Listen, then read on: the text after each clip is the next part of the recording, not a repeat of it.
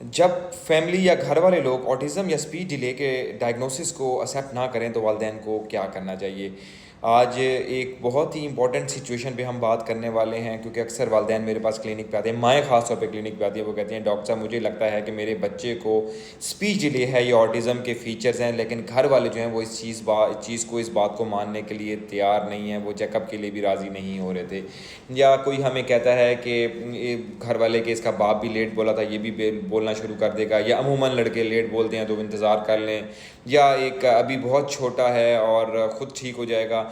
और अक्सर फादर और ख़ास तौर पे जो ग्रैंड पेरेंट हैं, दादा या दादी, वो अक्सर कहते हैं कि इसको डॉक्टर के पास ले जाकर लेबल मत लगवाओ, ये बोलना शुरू कर देगा।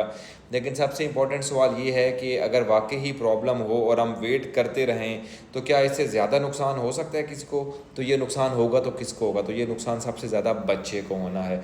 तो सबसे पहली चीज़ है, वालिदैन जो हैं वो डिनाइल में होते हैं। ये समझना ज़रूरी है कि फ़ैमिली को जो है वो डिनाई करना वालदा के लिए ख़ास तौर पे बहुत बुरा तस्वुर किया जाता है, और इसके पीछे वालदा को भी डर होता है और घर वालों को ये डर होता है कि ये अगर हमें डॉक्टर के पास ले गए तो कोई डायग्नोसिस बन जाएगा, तो ऑटिज़म हुआ तो लोग क्या कहेंगे, ख़ानदान में कभी ऐसा नहीं हुआ तो लोग क्या कहेंगे कि इनके ख़ानदान में ये मसला क्यों आ गया है, या डॉक्टर लेबल लगा देंगे और बच्चे की शादी होगी तो फिर उसका मसला बनेगा।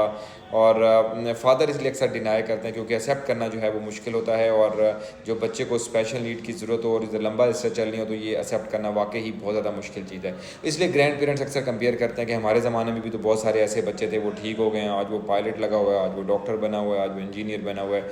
लेकिन आज नॉलेज और साइंस दोनों चेंज हो चुके हैं और आज डायग्नोसिस जो हैं वो फ़ौरन से बनते हैं। और एक और मिथ जो बड़ी कॉमन है वो है कि बाप लेट बोलता था।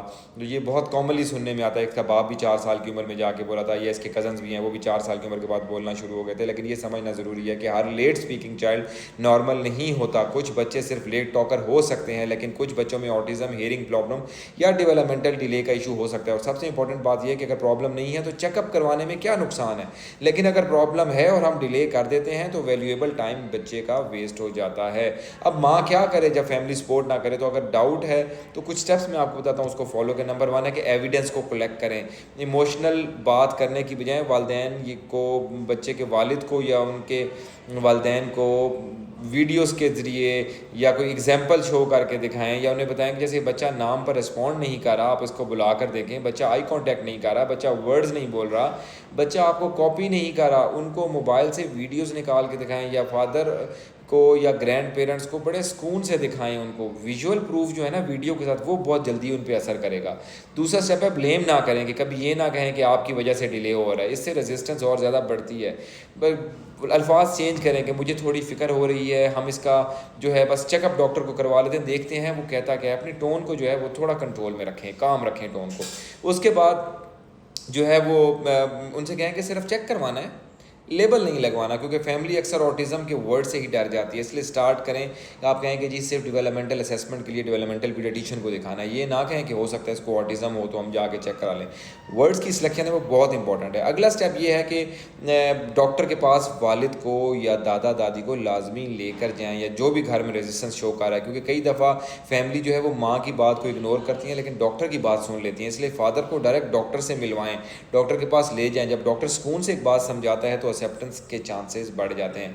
अगली चीज़ है, अगर सपोर्ट ना मिले तो फिर भी आपने डिले नहीं करना। ये एक डिफ़िकल्ट सिचुएशन होती है, लेकिन याद रखें कि अर्ली थेरेपी डिले करने से इररिवर्सिबल जो लॉस होता है। कोई मदर्स जो हैं काफ़ी ज़्यादा हमारे पास आती हैं, वो चेकअप भी सीक्रेटली करवाने आती हैं, वो असेसमेंट भी करवा जाती हैं और घर में ऑनलाइन थेरेपी देख रही होती हैं।